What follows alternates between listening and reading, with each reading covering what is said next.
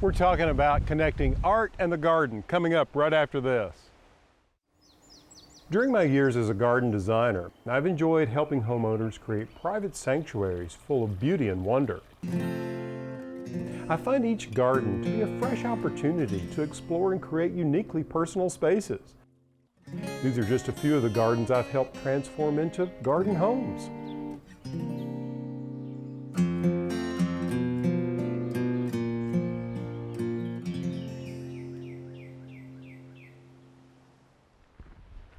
I'm Alan Smith. Welcome to The Garden Home, a show about design and blurring the lines between inside and out. Now, in today's show, we're going to talk about two of my favorite topics, art and the garden. We're going to talk about connecting them. I'll show you some really great examples. Now, here's one that I really am proud of. It worked out very well. We've got this urn in the center of a round bed, and this larger rondelle, and the urn is a focal point. I've got it planted with various calibrachoas and iris and coleus at the base. All the colors are singing together. But one thing that was really important for me here is to make sure that it was visually in the right place. Not here to there, but up and down. You see this urn and plinth, a plinth is just the base on which an urn or a statue sits on, was not tall enough. So my brother and I built a plinth at the base of this bed in concrete, painted it black, and then placed the old cast iron plinth and urn on top of that. Then it gave me the visual height I needed. So in your garden, if you need a little more height, get clever and create your own plinth or platform to set the object on. I'm going to show you some whimsical sculptures in Long Island and some of the curious objects I have around my garden. Plus, I'll share this delicious garden recipe with you. But first, why don't we head off to Long Island, because I really want you to see this garden. Come on.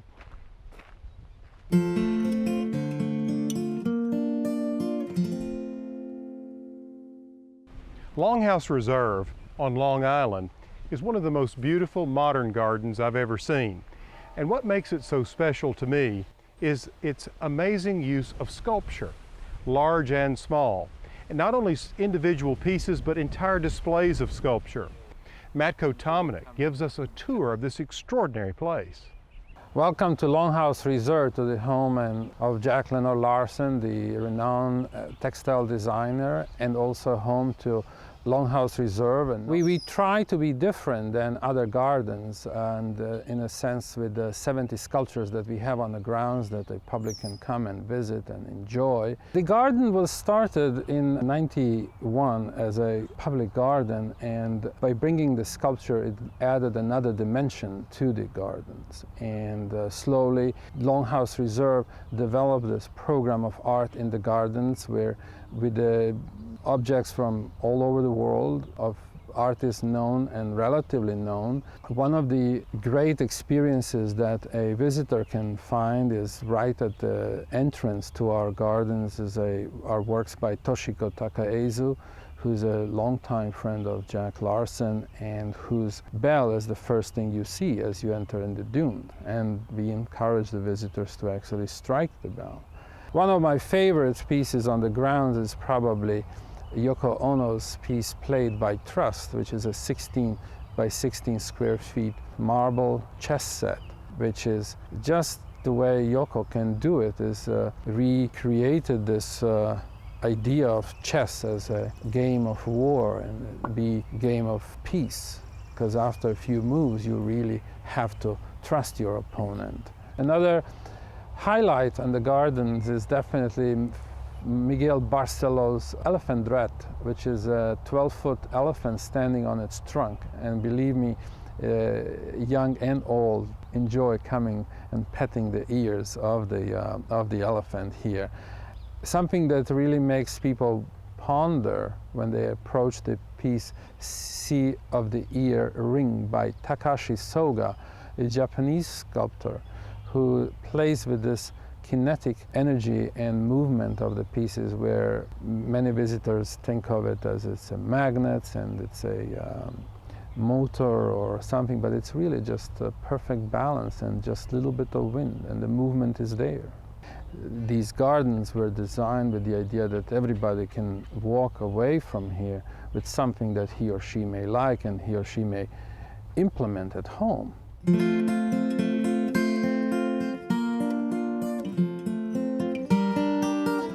I'm certainly an advocate of whimsy and surprise in the garden, and in this enchanted place in Long Island, I found both. Not only whimsical sculpture, but I was surprised to find the creator of them, Simon Verity, a sculptor whose work I have admired for a long time. He actually took time from his work to show us some of the sculptures he's created for this enchanting place. Simon, I've been a great fan of your work for some time. Well, thank you. And this is an extraordinary project. It's about the animals that are particularly the object of affections here, all forms of animal life. And this is a recreation in part of a beautiful series of 39 fountains at Versailles that Louis XIV set up as moral precepts for the Dauphin. They were down alleys, and it was really a complicated walk, and some of the fountains were tall. So, using a lot of the same sort of shells, ormers, and a lot of fossil shells and stones. These iridescent shells in particular were in evidence. Yeah. And so you have the hare and the tortoise and their race, and there's an inscription which describes the problems they have. And we all know who ends up winning in this particular table. right, that's why the jet of the tortoise is just above that of the hare. And then there's the prickly hedgehog in the front, who holds a hammer and chisel, and that's a sort of signature piece because you don't have hedgehogs here. And the one to the back of us, what is the story going on there with the two mice, the cat, and the cockerel? The little mouse in front is saying to his mother, "I hate the sound of that cock. I love the little cat." And the mother says, "Yeah, but that cat is a villain. At least the cock doesn't do harm to your family." Be careful who your friends are. So it's been a sweet project to be involved with. Well, it is just magical, absolutely magical. Congratulations on a beautiful job.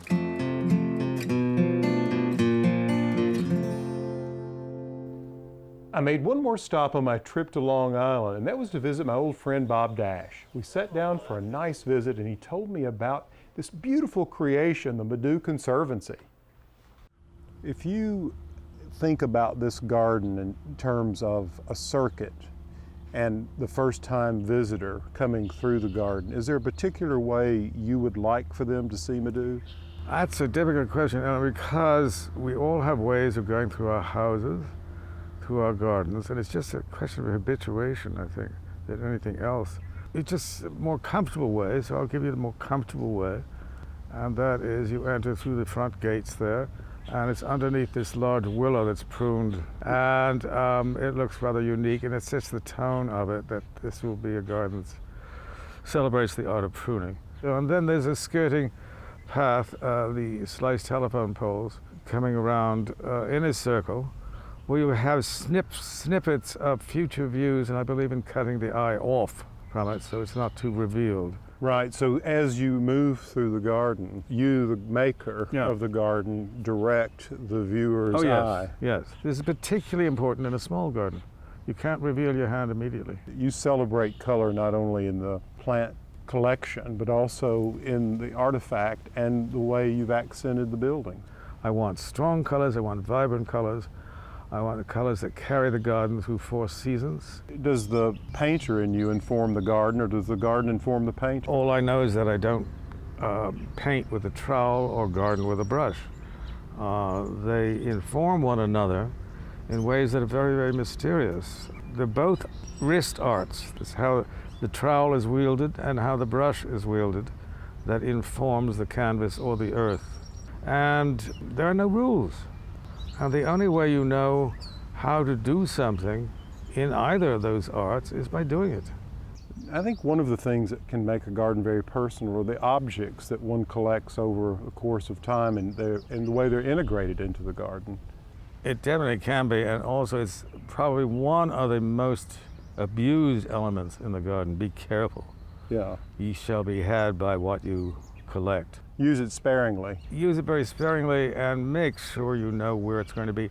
I'm very bad at it. I mean, a pot will ordinary good-sized pot will generally travel the length of a garden during a whole season before I find out that's its only place. Gardening is very much like setting a table, and if you can set a good dinner table, you can be a good gardener.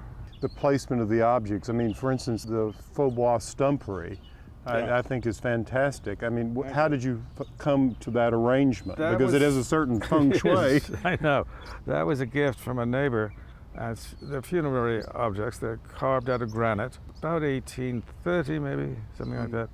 You know, I think some of the most beautiful expressions here are the simplest. That lovely Matisse sculpture in that tiny courtyard is really that old thing. Oh, please. But it's so simple, and why shouldn't it be? Because it speaks for itself. It does, and there's a bit of difficulty getting the proper color for the plinth and then clipping the hedges to make a good backdrop. Yeah. Of course, the poetry pot, another object which is your creation. Yeah, and I wanted this to be as old looking as possible. And I thought of putting poetry on it, sort of a riff on Gertrude Stein's poem, I am Rose, my eyes are blue, I am Rose, and who are you? I am Rose, and when I sing, I am Rose like anything. And so I did this with Madoo, I am Madoo, and who are you? And it's been very nicely received too. Yeah, it's very successful, and I like the placement of it in the potager. Yeah, thank you. Thank you.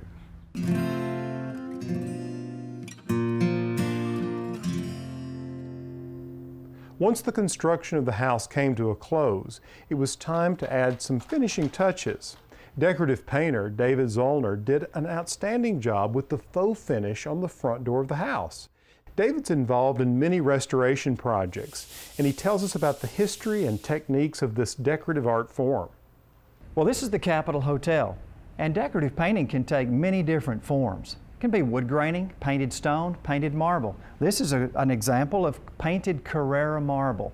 This was a restoration project. It was 2.5 years in the making. These beautiful arcade arches were added. All of the columns and capitals are new. Decorative painting is a classical art form. It has been used for thousands of years. It is the ability to replicate an actual natural material with paints or glazes and manipulate it onto another surface. When studied very carefully, you see specific movement, specific ways that things are done, and technique. So in order to create the beauty that you see in this hotel, it's very important to stay true to the natural material that was used. So it's really a quarried marble, one brushstroke at a time.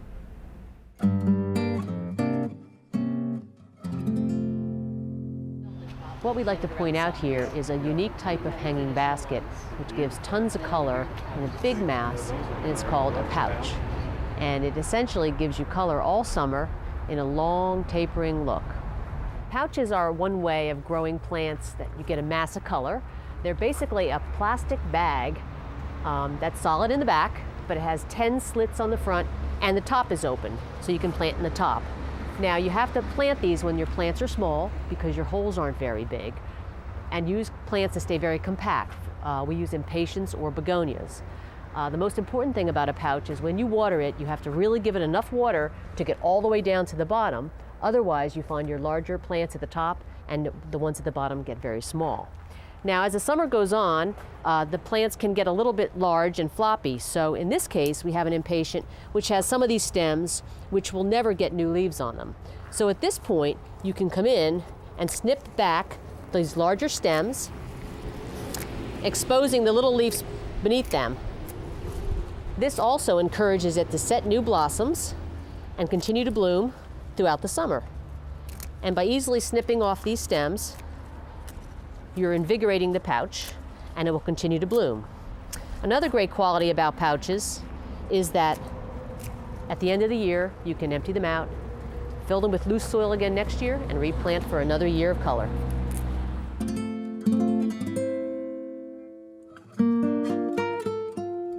I don't know if you're like me or not, but I like to bring nature inside in all kinds of ways. Now, just take a look at this beautiful picture. That is a royal fern, one of the most beautiful native ferns in North America. And what I did is I cut this frond and I pressed it, and now it's behind glass, and it's a beautiful piece of art for this particular room. Now what I have here is a collection of fig leaves taken from Miss Big Fig at the farm. You see, it's so easy to press these beautiful expressions of nature. Some of the other things that I've pressed in this room include cinnamon fern as well as Macleaea cordata, the plume poppy leaf, which has a very dramatic form to it. And then way up above is a very delicate arbovita fern. Now, as you can see, you can take just about any leaf form and press it. I tend to go for the ones that have the most interesting silhouette. And what I do is just simply take a big piece of paper. Typically it's in a form of a big pad, those big newspaper pads that you can get at the hobby shop. And you can lay the leaves in, one on each page, with 2 or 3 pieces of paper between them, and then stack a lot of books on them and leave them for, I don't know, 6 months, something like that. Then you come back, you lift them off, and take them to a frame shop, and they'll actually pin them on to a piece of white stock, which is what happened here, with a very delicate thread. That's how they're connected to the stock itself. And then they're framed, and you can see they did a beautiful job with these. And of course, the framing can match your decor. So what could be easier? Gather some beautiful leaves from your garden, press them, wait 6 months, and then take them into a frame shop and have them beautifully mounted like this. Give it a try.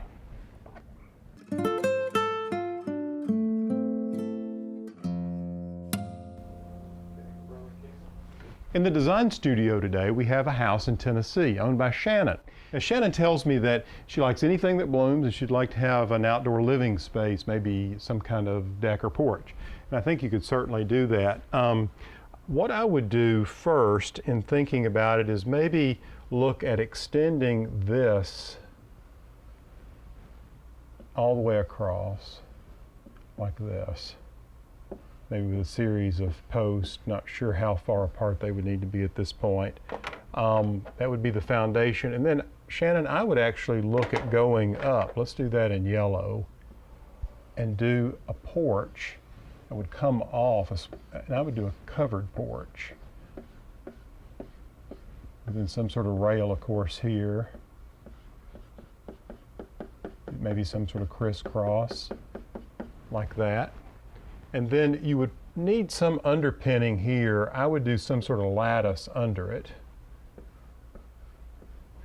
And the steps could probably be a little more generous and come all the way down like this. Now make sure that the depth of this porch from the back or the house out to the front of the porch is generous enough. You want, I wouldn't think 8, 10 feet feels better to me across here. And then I would cover it.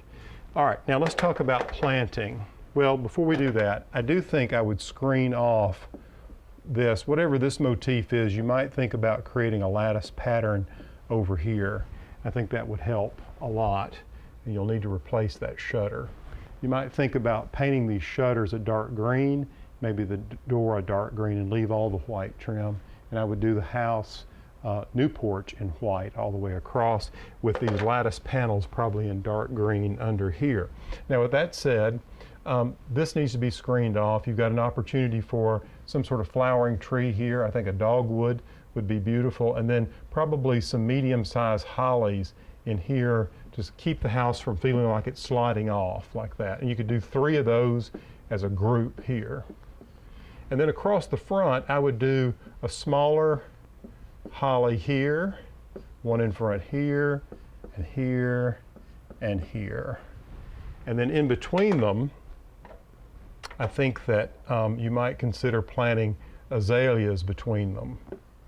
You can see how that's going to fill in this lattice panel underpinning, and then bring that azalea planting on up here, and then probably punctuate it at this point with boxwood, maybe 3 of those up here. And this would become one large bed, Shannon, all the way around, all right? So what you have now is really another outdoor room, and you've got a beautiful opportunity here with this backdrop of shrubbery to do plantings of things that you might enjoy. You said you like blooming plants. I've suggested a lot of evergreens here. Certainly the azaleas would be beautiful, maybe in a soft pink. And also some knockout roses down here would be very handsome in this corner. Good luck. You've got a great project.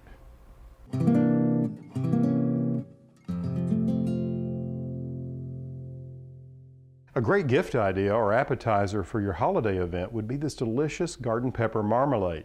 Chef Cassidy Danby with Ashley's at the Capitol Hotel shows me how easy it is to prepare this wonderful marmalade made from fresh garden peppers. Oh my word, that is so good. I know, and it is so easy to make. I know when I was a kid, peppers growing in the garden always had too many. Great way to utilize them. You know, we produced so many peppers this year in the farm. Toward the end of the season, there's so many of them. We're having a great time here with Cassidy, who is so good with so many things. But I have to tell you, this pepper jelly is fantastic. Thank you. Now, let's talk about how you're doing this. Let's start with the pepper, what variety, and I'm gonna keep eating. Okay, these are Carmine peppers. They're sweet and they have a very strong pepper flavor, which I like in the marmalade because it comes through so nicely. They have a beautiful color, a bit thin-skinned. And So you call this a marmalade and not a jelly? Absolutely. Yeah. Just like an orange marmalade or a lemon marmalade, I just cook it down with sugar. Right. But since I'm making a savory marmalade, I'll use vinegar. Now, often the seed of pepper are really hot, Yes. and you're not worried about that. I can Not see. even a little bit concerned. It's such a sweet pepper, and any bit of spice that I can get, I Right. welcome. And this is so easy. You just put your peppers in a pan. And roughly, Cassidy, how many are you using here for this quantity? I know you can multiply this out. Absolutely. This is about 2 peppers, and you'll probably need a half a cup of vinegar. I use a white wine vinegar, Yep. fairly neutral in flavor. About a half a cup or a quarter cup of sugar, and then just a tiny little pinch of salt. You just stir this around and cook it slow and low until the sugar starts to caramelize. And once it starts to turn slightly brown, pull it off. It's ready to go. Okay, so roughly how long is that? 30 minutes. 30 minutes. Yeah, and you want to go very slow, otherwise your sugars will get too sticky. Yeah, and so the consistency, help me with that. What should it be? I mean, I'm seeing it here. It will seem watery, a little bit looser than that, and it'll thicken as it cools. I see. It's so beautiful. I mean, what a great gift for the holidays. And so easy to make. Yeah, terrific. Well, now how much will this yield? With regard to, I mean, this is such a handsome presentation, so how? That's about 4 peppers worth. 4 peppers worth. Okay, well that gives me an idea. Well, this is lovely, and with the butter on the baguette. So good with fish. It's a meal in itself. Thank you for sharing this Thank recipe. you. Yeah.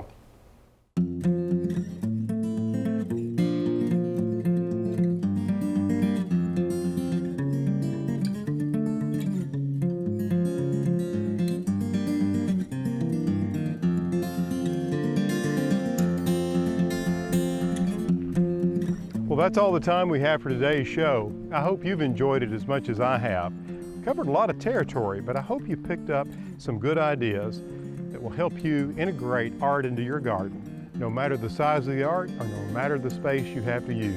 Until next time, from the garden, I'm Alan Smith.